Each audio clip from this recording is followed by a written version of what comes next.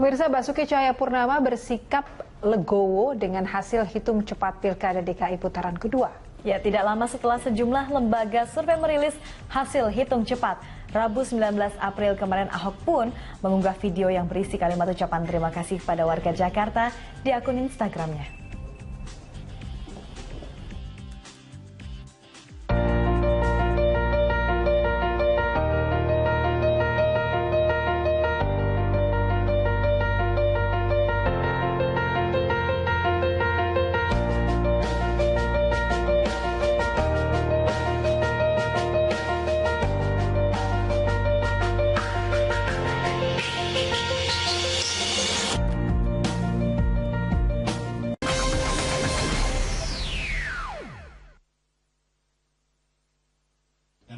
Pilkada DKI Jakarta putaran kedua telah selesai digelar.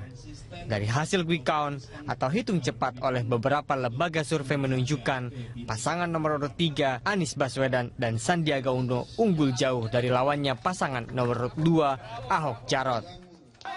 Semua lembaga survei yang melakukan quick count menunjukkan pasangan Anies Sandi unggul jauh dengan selisih di atas 10%, berkisar 57 hingga 58%. Dalam pidatonya kemarin, Anies berpesan bahwa saat ini pilkada sudah selesai dan sudah semestinya saat ini semua warga DKI Jakarta bersatu. Menurut Anies, agenda utama dan pertama yang akan dia lakukan bersama Sandi adalah memastikan Jakarta tetap bersatu dan menjadi milik bersama. Sementara itu, meski KPU DKI belum secara resmi mengumumkan siapa gubernur dan wakil gubernur baru DKI Jakarta, namun sejumlah meme ucapan selamat atas kemenangan Anies Sandi telah ramai bermunculan di media sosial. Beberapa pengamat menilai media sosial ikut berperan besar dalam menentukan siapa yang akhirnya menjadi gubernur Jakarta. Hal itu dikarenakan mayoritas pemilih di Jakarta menggunakan media sosial. Tim Liputan, Berita 1 Jakarta. Threshold, karena kita pilkada serentak kan. Ya, pemirsa, Live Talk kali ini kita akan membahas topik Anies untuk semua warga Jakarta. Ya, dan bersama kita sudah hadir narasumber peneliti dari Indonesia Indikator Fani Caniago dan pengamat pakar komunikasi politik Emrus Sihombing. Saya ke Bang Emrus dulu, Bang. Ini kalau kita bicara apa yang terjadi kemarin, ini secara quick count ya. Ini walaupun belum real count tapi sudah ada declare bahkan dari Ahok Jarot bahwa Anies Sandi yang menang. Ini kan satu proses komunikasi yang menurut saya luar biasa gitu. Ini kan meredakan semua tensi yang sebelumnya sangat memanas. Nah, kalau menurut pandangan dari Bang Emrus sendiri, ini apa yang terjadi di Pilkada Jakarta? Saya pikir berlangsung dengan baik ya. Artinya bahwa masyarakat Jakarta sudah sangat dewasa untuk menentukan pilihan. Mereka yang menjadi punya otonomi yang menentukan pilihan mereka. Oke, para dua pasangan ini melakukan suatu kontestasi, bersaing dalam kampanye, mengajukan program, bahkan mereka saling menguji program masing-masing, program lawan, tetapi rakyat telah menentukan apa yang menjadi pilihan mereka. Saya melihat rakyat dalam mengambil keputusan itu sangat otonomi, sehingga saya melihat nilai demokrasi di Jakarta ini pada saat pemilu kemarin adalah sangat bagus karena ini memang juga disaksikan oleh seluruh rakyat Indonesia bahkan dunia. Saya kira ini sebagai suatu bukti juga terjadinya proses istilah saya di Jakarta ini atau katakanlah pemilu ini bukanlah pesta demokrasi tetapi kerja demokrasi. Nah, oleh karena itulah maka membuktikan bahwa Indonesia juga menjadi nomor 3 terbesar demokrasi di Indonesia yang kejadian yang kemarin. Karena semua rakyat dengan, saya terus terang ada di tengah-tengah masyarakat kemarin. Milih kemarin ya? Iya betul. Saya melakukan pencoblosan dan masyarakat aman dan semua merdeka melakukan pemilihan itu, saya kira sangat luar biasa. Oke, baik. Ini kalau kita melihat apa yang terjadi kemarin itu kan memang menurut pandangan Bang Emrus ini sangat luar biasa ya. Tapi yang menarik juga mungkin Mbak Fani dari sisi media ya. Ini apa kira-kira yang membuat Anies Sandi pada akhirnya menang? Ya, sebenarnya untuk Pilkada DKI ini memang dia sudah running mesinnya panas dari 2016 itu bulan Februari sudah mulai ada wacana-wacana 2016 Februari? Iya, jadi zaman Ahok juga masih mau usaha untuk mencalonkan diri seperti itu. Sedangkan Anies sebenarnya waktu pencalonan dia juga di injury time pada saat itu dan starting pointnya sebenarnya tidak sama dengan Basuki sebenarnya. Dia Basuki sebagai petahana dan Anies sebagai penantang pada saat itu, dan kita memang dari lembaga kita Indonesia Indikator selalu memantau pergerakan expose Anies Baswedan ataupun Basuki di media online, media cetak dan media sosial selalu lebih rendah sebenarnya secara jumlah expose untuk Anies Baswedan dan Sandi. Sedangkan yang memang menguasai pemberitaan mulai dari expose, wacana itu memang Basuki, akan tetapi sentimennya memang memainkan peranan penting. Jadi dengan banyaknya jumlah pemberitaan Basuki belum tentu itu membawa dampak yang positif bagi calon tersebut, karena sentimen-sentimen wacana yang disampaikan di media itu bersentimen negatif karena memang ada persoalan-persoalan hukum, ada dugaan penistaan agama dan persidangan dan lain-lain.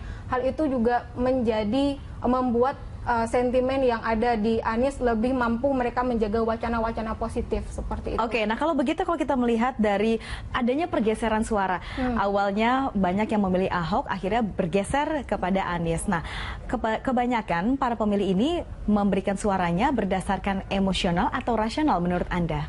Kalau menurut penelitian kami di Indonesia Indikator, kita juga memantau untuk mengetahui cuitan-cuitan netizen, bagaimana netizen merespon calon-calon yang mereka miliki. Pada awalnya 3 pasangan calon, kemudian menjadi 2 pasangan calon, dan sejauh ini memang untuk mesin kita bisa memetakan bagaimana emosi netizen terhadap 2 pasangan calon. Jadi dari putaran kedua, mulai dari setelah Februari kemarin sampai bulan April ini, mayoritas dari emosi yang disampaikan oleh netizen terhadap Anies Baswedan itu adalah emosi joy. Akhirnya kemenangan ini bisa berdasarkan terpengaruh dari emosional?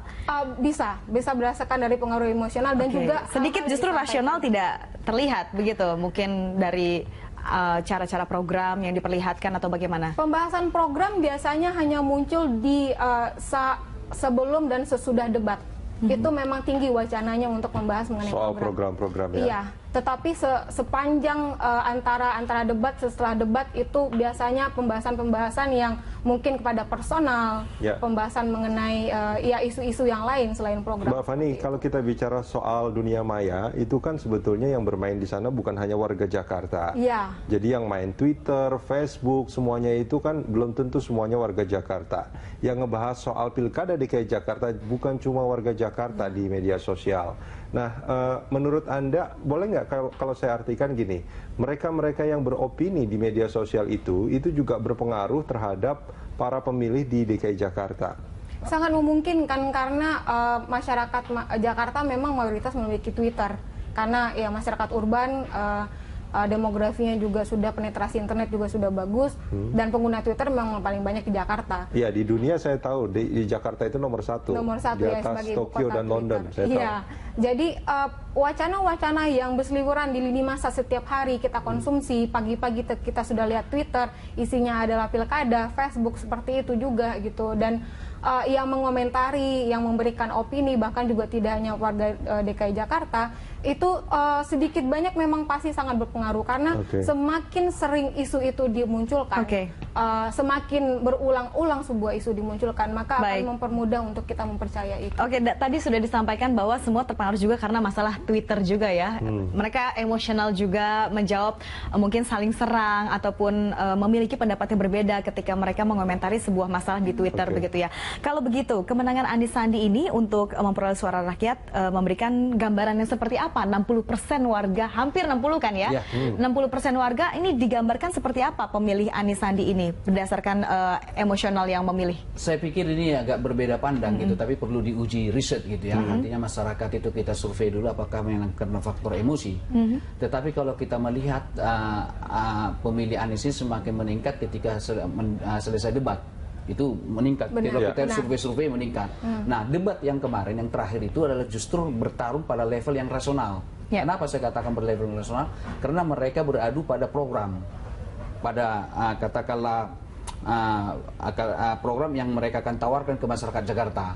Jadi justru yang menentukan itu adalah pemilih rasional. Karena Jakarta kalau kita petakan kemarin itu kan ada 23% tidak memilih. Orang tidak memilih itu karena rasional. Karena apa yang ditawarkan 3 pasangan sebelumnya tidak mewakili atau representasi daripada kebutuhan mereka. Tidak meyakinkan mereka. Iya.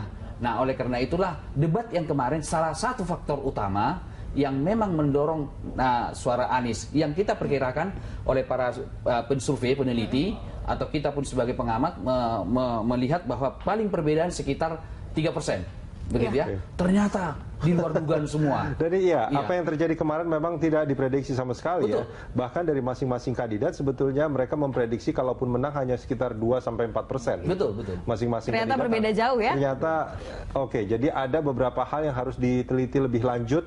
Apa yang membuat Anies Sandi ini unggul dibandingkan Ahok Jarot. Kita jeda sebentar. Kita akan lanjutkan ini di segmen berikut. Pemirsa jangan kemana-mana. Lanstok masih akan kembali.